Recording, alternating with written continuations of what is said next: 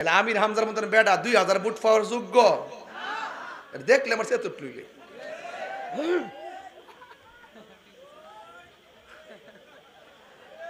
মোটামুটি কেমন দিতাছি ঠিক আছে রে ফুলা ফান্ডি আমার ফুলা ফান্ডি করে নারে তাকবীর নারে তাকবীর নারে রিসালাত নারে গাউসিয়া আহলে সুন্নাত ওয়াল জামাত কোরআন সুন্নাহর আলো হো মিলাদ কিয়ামের আলো হো নীরব না বিপ্লব নীরব না বিপ্লব আমার সোনার বাংলায় সন্ত্রাসীর ঠাঁই নাই কথা বলেন ঠিক না বেডে রইসউদ্দিনের বিচার এই দেশে হবে ইনশাআল্লাহ হবে কি হবে না বলেন আমি বাচ্চা থাকলে হবে হবে যেই পুলিশ পানি দিতে যায় পানি দেয় নাই তার ছবিটা আমি মার্ক করে রাখছি এটা ইয়েজিদি আচরণ করেছে প্রত্যেকটা ডিপার্টমেন্টে মির্জাফর থাকে আমি যে এই কথাগুলো বলছি আপনারা মাইন্ড করেন না আবার কোয়েন না যে হুজুর দায়ী রাজনীতির ওয়াজ শুরু করছে আপনারা কি মনে করেন যে আমি ফেল করছিলাম জয় মোমবাতি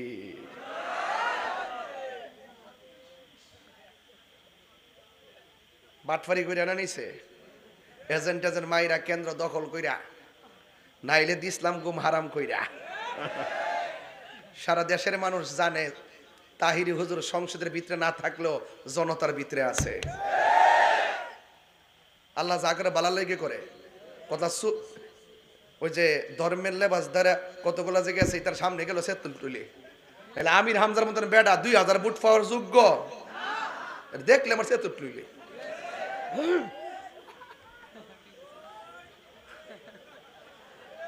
মোটামুটি কেমন দিতাছি ঠিক আছে রে ফুলা ফান্ডি আমার ফুলা ফান্ডি করে নারে তাকবীর নারে তাকবীর নারে রিসালাত নারে গাউসিয়া আহলে সুন্নাত ওয়াল জামাত কোরআন সুন্নাহর আলো হো মিলাদ কিয়ামের আলো হো নীরব না বিপ্লব নীরব না বিপ্লব আমার সোনার বাংলায় সন্ত্রাসীর ঠাঁই নাই কথা বলেন ঠিক না বেডে রইসউদ্দিনের বিচার এই দেশে হবে ইনশাআল্লাহ হবে কি হবে না বলেন আমি বাচ্চা থাকলে হবে হবে যেই পুলিশ পানি দিতে যায় পানি দেয় নাই তার ছবিটা আমি মার্ক করে রাখছি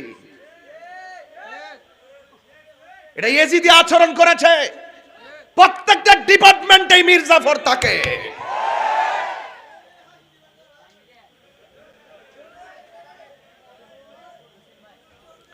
বলুন এই দেশে ইসলাম আনছে কারা একবার পূর্বাঞ্চলে শুধুমাত্র মাজার পূর্বাঞ্চলে কি মাজার আমরা উত্তরবঙ্গে নাই হইব কেমনে এই পূর্বাঞ্চলে তো আইছে বাবা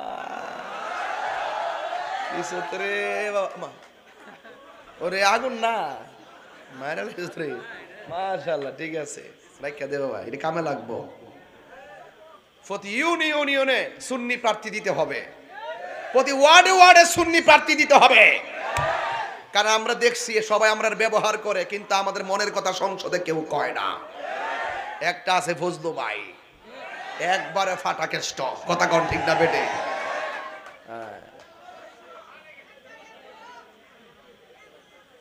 কি রে কথা কইতাছি ফুলাফান্ডির মনটা ঠিক করবার লাগে এরা সারাদিন কষ্ট করছে এর লাগে এরা শরীরটার একটা ভাবে আনতে আসি আর কি কথা কোন ঠিক না বেটে এবার আওয়াজ করে বলুন ইজ্জতের মালিককে একবার এদিকে তো মাজার কেন কতরিকা পন্থী কেন আরে বেটা উত্তরবঙ্গের চাইতে দক্ষিণবঙ্গের চাইতে সবচেয়ে বেশি ওলি আল্লাহ এই অঞ্চলে 360 আউলিয়া বাবা শাহজালাল এই অঞ্চলে কল্লা শহীদ রহমতুল্লাহ এই অঞ্চলে খাজা গরিবে নামাজ আমাদের ভারতবর্ষে কথা বলেন ঠিক না বেঠে তাহলে এই বাংলাদেশের মানুষ তরিকাপন্থী হবে নাকি আমেরিকা হইব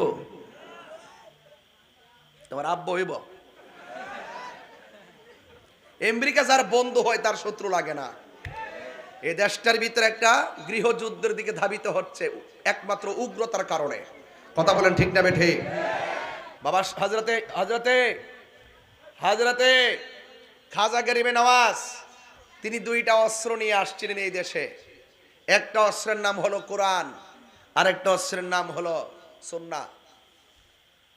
ওনার পদ্ধতি ছিল দুইটা। একটা পদ্ধতি ছিল সুন্দর ব্যবহার, আর একটা পদ্ধতি ছিল কৌশল। কৌশল করে এক বিন্দু দিলে যেই কাজ হয়, বিনা কৌশলে কলস কলস দিলেও সে কাজ হয় না। এই জন্য আল্লাহর হাবিব সাল্লাল্লাহু আলাইহি সাল্লামের ব্যবহার শুনে কাফেররা পর্যন্ত আল আমিন বলতে বাধ্য হয়েছে। কথা বলেন ঠিক কি না? এই জন্য এই দেশের ভিতরে হযরতে খাজা গরিবে নওয়াজ এসেছেন। আপনাদের কি কষ্ট হবে? আচ্ছা বলুন তো, খাজা গরিবে নওয়াজের আব্বার নাম কি? হযরত সৈয়দ গিয়াসউদ্দিন রহমাতুল্লাহি আলাইহি। ওনার আম্মার নাম কি? হযরতে উম্মুল ওয়ারা। বাবা চলে গেলেন দুনিয়া থেকে, মাও চলে গেলেন। এ সন্তান, বাবা বাজার থেকে বাজার করে আনে, আনার পরে তুমি খাও। কেমনে বাজার করে তিন বেলা টের পাও না। বাবা মারা যাওয়ার পরে দেখবা আগের মতন বাবুগিরি ঘোরা যাবে। সংসারের দায়িত্ব নিলে বোঝা যায় বাপ কেমনে চালায়। তো ওই সন্তানের আব্বা খাজা গরিবে নওয়াজের আব্বা চলে গেছে, আম্মা চলে গেছে। সংসারের দায়িত্ব হুজুরের কাছে। তিনি বাগান পরিচর্যা করতেছে। আল্লাহু আকবার কর না কেন? কি পরিচর্যা করে? তখন ঠিক ওই মুহূর্তে একজন লোক বাগানের মধ্যে আসছে, পিছনে একটা ব্যাগ নিয়ে। ওনার চেহারাটা এত সুন্দর, গায়ের ভিতরে সুঘ্রাণ। বলেন না সুবহানাল্লাহ। খাজা গরিবে নওয়াজ বাগান থেকে ফল তুলে দরবেশকে খাওয়ালেন। দরবেশ বলছে, তোমার নাম কি বাবা? তখন তিনি বলতেছেন, আমার নাম হলো হাসান। জোরে কোন নাম কি? কয় তোমার নাম যেমন হাসান, হাসান অর্থ যেমন সুন্দর, তুমি এত সুন্দর মেহমানদারি করেছো, তোমার চেহারা যেমন সুন্দর, তোমার ভিতরটাও সুন্দর। এই আমার যুবক ভাইয়েরা, বেশি লম্বা চূড়া আলোচনা করব না গো। যতটুকু আলোচনা করব মাথা ঠিক রেখে আলোচনা করব। এবার দরবেশ ডাক দিয়ে কয়, হে হাসান, আমি তোমার কাছে খাবার চাই নাই, তুমি আমারে খাবার দিয়েছো। আমার ব্যাগের ভিতরে রুটি আছে, রুটি। এই রুটি তিনি মুখের মধ্যে নিলেন, নিয়ে চাবাইলেন। এই রুটিগুলা মুখের ভিতরে নিয়ে চাবাইয়া খাজা গরিবে নওয়াজকে মুখের মধ্যে ঢুকাইয়া দিলেন। খাজা গরিবে নওয়াজ সুন্দর করে পাগলার চাবানিগুলা খেয়ে ফেললেন। একটা কথা মনে রাখবেন, আল্লাহর ওলিদের পীর মুর্শিদের মুমিনদের সুরুল মুমিনে শাফা। খাবারের পরে যে উচ্ছিষ্ট থাকে এটা ঘৃণা করবেন না, খেয়ে ফেলবেন।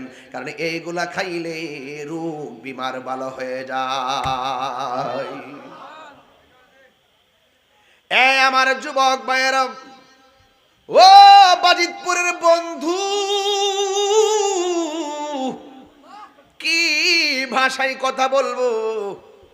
এবার দরবেশ যখন চিবানু খাওয়ায় গেছে, খাজা গরিবে নওয়াজ বলেন, আমার বাবা চলে গেছি, মা চলে গেছে, সংসারের দায়িত্ব নিয়েছিলাম, এখন কি এমন খাবার খাওয়ায়া দিয়া গেছে রে, বাড়ি আমার ভালো লাগে না, ঘর আমার ভালো লাগে না, বাগান আমার ভালো লাগে না, সব ফালাইয়া দিয়া ইনি সোজা চলে গেলেন বুখারাতে। চিৎকার মেরে কি আল্লাহু আকবার বলা যাবে না? যাওয়ার সময় সাথে একজন মানুষ ছিল, যার নাম হলো কুতুবউদ্দিন। দুইজন বুখারার মধ্যে গেল, শরীয়তের ইলম, তরিকতের ইলম, হাকিকতের ইলম, মারিফতের ইলম, কোরআন সুন্নাহর আলোকে ইলম শিক্ষা শুরু করলেন। হঠাৎ করে খাবার যে খাইলেন, মনের ভিতরে একটা আধ্যাত্মিক বাসনা জেগে উঠেছে। বন্ধুরা রে আমার, এবার পাগলা মনে মনে কয় আমার বুখারাতে ভালো লাগে না, বাগদাদে আমার ভালো লাগে না, আমি যাব সোনার মদিনায়।